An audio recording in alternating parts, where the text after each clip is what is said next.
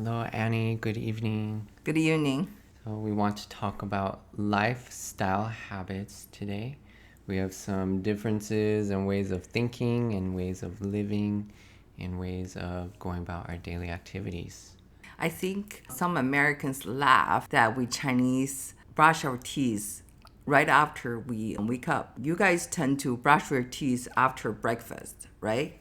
Yeah, only after eating. I remember same thing happened to me. I brushed my teeth once before going to a restaurant. People just thought that was funny. For me, after you wake up, you have morning breath. That's very disgusting. You want to get rid of it as soon as possible. So after you brush your teeth, you feel so refreshing. After breakfast, you're supposed to rinse your mouth. Yeah, water to rinse your mouth with.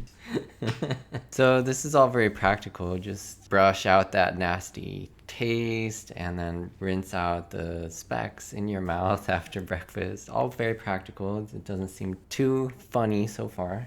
Yes, some of the ABCs, American born Chinese, they love their parents for doing things like this. Another thing is that they find their parents tend to take a shower at night before bed. And they are like the Americans, like to take shower in the morning. For me, I take shower at night because that make me feel very good about my body. So I'm not sweaty. So when I lie there, it feels good. The whole night, my body feels good. My skin can breathe. It doesn't have to breathe through sweat. You're very lucky though. You don't have body odor after sleeping. For me, I have body odor. I gotta wash it off. So you take a shower in the morning or you take a shower both in the morning and night. Shower in the morning. It's just like you brushing your teeth in the morning. My armpits smell nasty in the morning. So I guess this is a racial difference. Some Chinese kids, ABCs, they become Americanized, so they like to take a shower in the morning. But for my kids, they take shower both in the morning and at night. That's a combination of Chinese and American tradition.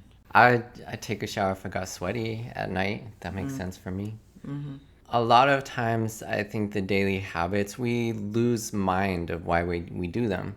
The kids here, they might think it's normal to take a shower in the morning, even if their body doesn't need it. Just because other people do it, they don't know why, they don't think about why. It's just a rhythm that they get into based off of what other people do. I'm an immigrant. My kids don't listen to me. They just want to be assimilated. But I would say that there are times I feel I like my way. I don't feel the urge to change. Same here.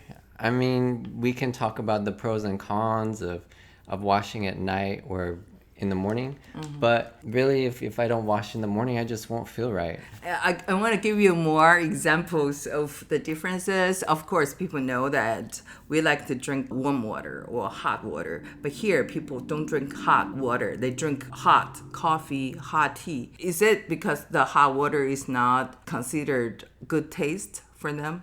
I think the coldness is refreshing. So even the temperature is refreshing. A cold beer, a cold soda, a cold water, that feels really refreshing in the mouth. And I think people get a liking for that, just the sensation of the coldness in their mouth.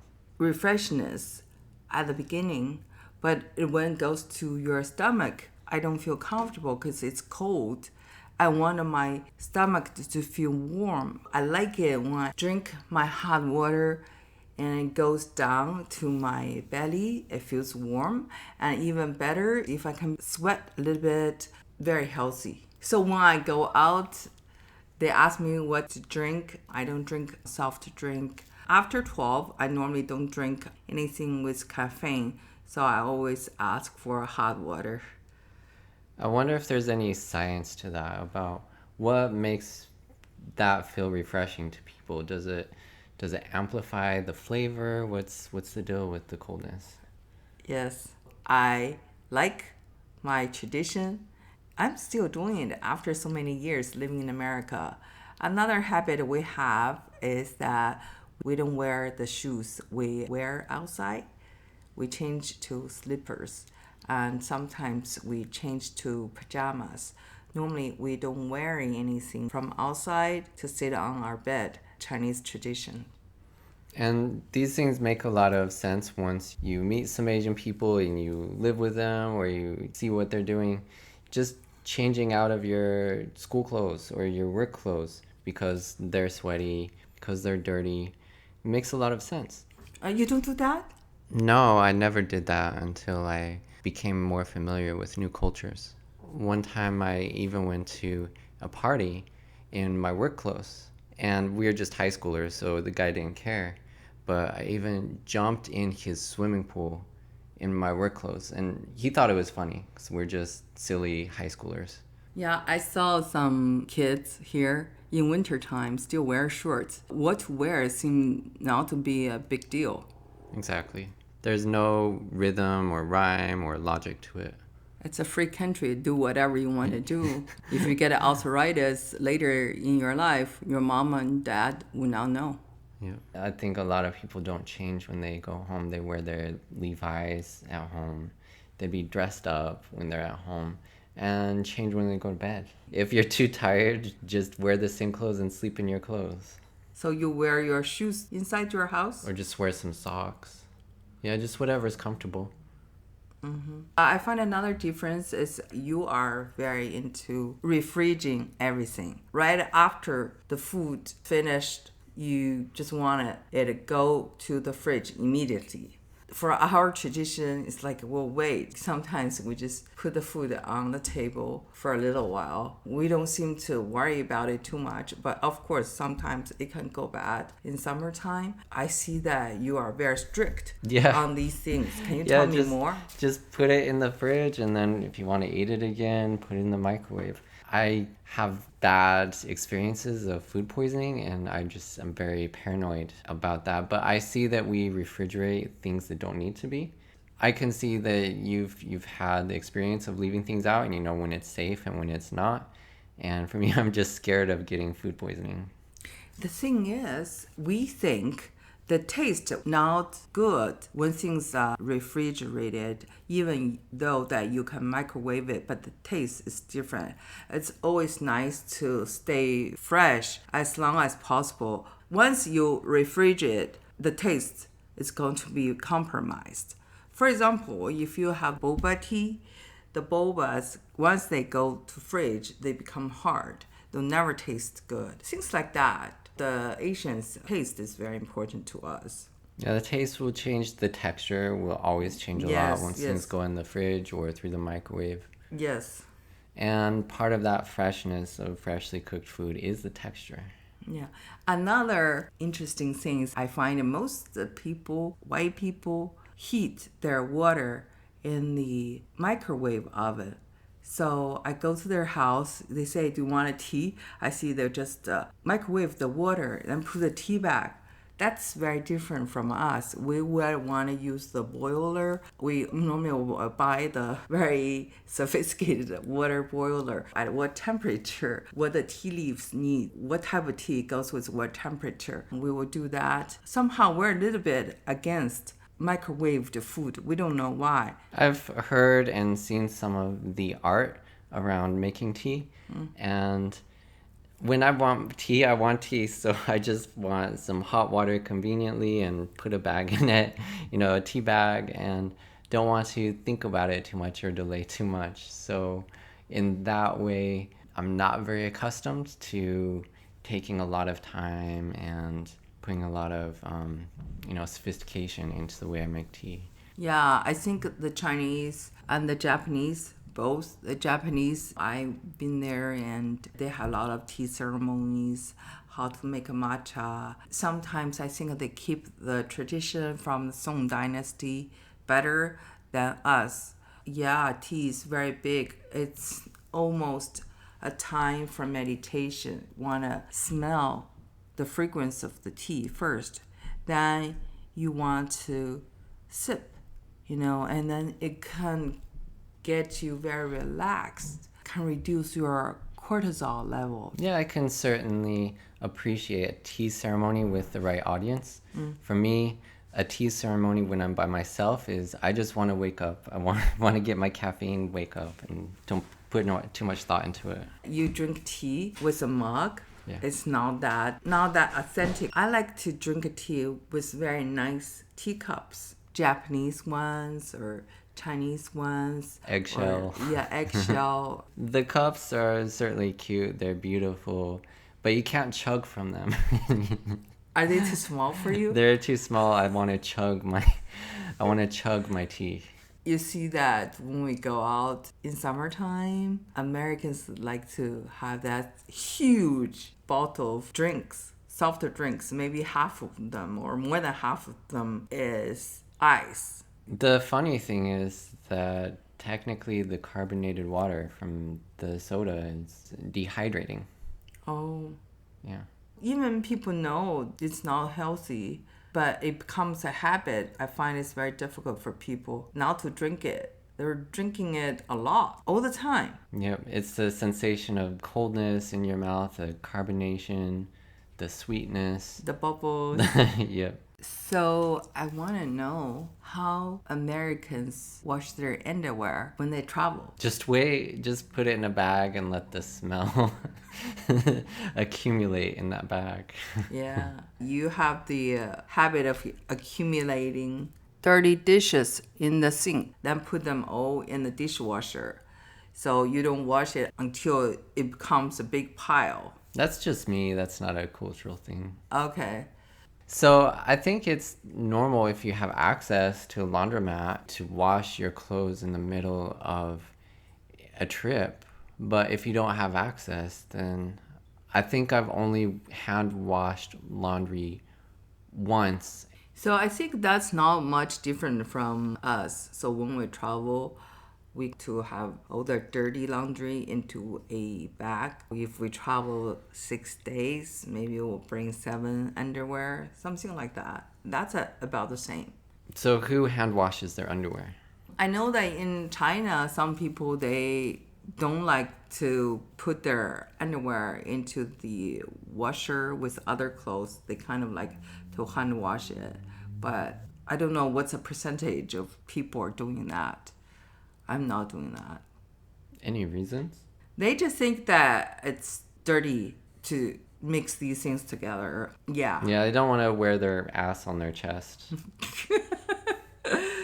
Oh, another thing is about slurping. So, in Asia, like in Japan, if you eat noodles, you're supposed to slurp. And it's considered, oh, so yummy, yummy, yummy. But slurping and crunching are considered very rude here, right? Yes, people hate it. I was chomping once when I was a kid, and somebody told me they're gonna tape record it and make me listen to how disgusting I sounded. But people absolutely hate it when you chomp with your mouth open and slurp noisily. There's actually this entertainment of people eating and chomping and slurping. When I hear that, I cringe. Do people pick their teeth in public? You're not supposed to. Okay. It's also a custom to belch or burp when you enjoy a meal in some places. And how often do you think Americans use Japanese toilet? It's called bidet? Seems pretty rare to me. Really? Yeah. It's very useful. Yeah. Yeah. They don't know that way until they meet somebody from a different culture. And also about sharing food. We like to share food in the Chinese way. We go out, eat together. Everybody order some dish, and then the dish are in the middle of the table. Everybody shares. How do you like that? And I know that some people criticize. It's not very hygienic. The hygiene aspect doesn't bother me. Sometimes I'll get attached to the food that I want to eat, and I'll just want the whole plate to myself. But when I've eaten in China, I never felt that way. I never felt like this is mine unless everybody got, a bowl, was served a bowl. But if something's in the middle, we share. I don't care. It doesn't bother me. How often do Americans share Aren't you guys curious about other people's food? 1 in 6 people might do that among family. Maybe among friends, more rarely. It's not as common. You're not doing it every meal, just sometimes if something looks extraordinary. Oh, so people are not that curious about I think so. the variety of the food. Yeah. Because for us, the word is variety. Yep. And if you don't like what you got, you either suck it up or maybe somebody will be nice and trade with you. Let's talk about shaving deodorant. Sure, I must wear deodorant every single day. If I don't, it's a problem. So, how often do American men shave, and how often do American women shave? Shaving depends a lot on how thick your hair is, because not everybody has thick hair. Some people, they can go without shaving for days or a week and you don't even notice. For me, mine grows very thick. If I don't trim somewhere a few times a week, it will look very savage. You mean your beard? Yeah, my So, face. do American men also shave their body hair? What's the percentage do and what's the percentage don't? I didn't stare at men's bodies too much, but my guess would be 15%, but I don't think it's 15% shave their bodies. maybe or less, right? I'm Okay. thinking pretty small numbers. For my generation, it's less common, but for people that go to the gym, work out, show off their muscles and their body, it would be more common. What about women? What's the percentage of American women shave? Do you know? I know that the French women, they don't shave. That's gonna be much higher because you see women's legs. They're pretty smooth. They're not hairy. Yeah. How often? Probably once a week, or especially for special occasions. What about armpits? Do you think most women shave their armpit? Yes, when you see it, it stands out, and you don't see it that often because it's one of those cringeworthy moments. I grew up on the buses in summertime. It's very crowded bus. Saw a lot of women's armpit. When I grew up, shaving armpit wasn't culture for women. I went to Europe. I find many women keep their armpit hair as well. What do you think? I think the armpit's the area that makes the most sense to shave because that's where the fungus will grow in. So if it's smooth, you're not catching all that dampness and growing fungus under your arms. Good point. So we're talking about a lot of details of everyday life. Sometimes it can be very private. Sometimes it can be very embarrassing, but I'm glad we covered that because people are very curious. I remember I learned about tongue scrapers and I tried them out. And then it felt so nice to have a red tongue with no discoloration. And I watched a music video, one of the famous singers. And she opened her mouth, stuck out her tongue, and it was like white. I thought, oh, she needs to scrape her tongue. Is that common to do that in America? I had never seen a tongue scraper until I was an adult.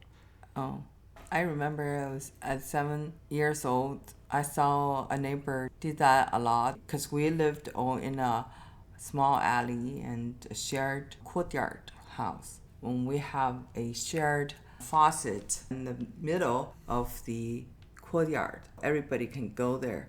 So I sometimes see that she did that. I think it helps with the smell. Yes. I also, it feels like after you drinking some lemon water, Yeah. your tongue becomes less sticky. Yeah, I was just thinking how he talked about cold sodas being refreshing. Well, just if you need some refreshing sensation in your mouth, just scrape your tongue. Yes. Well, it's been a pleasure as always, and it's been a funny topic today, that's for sure. Yes.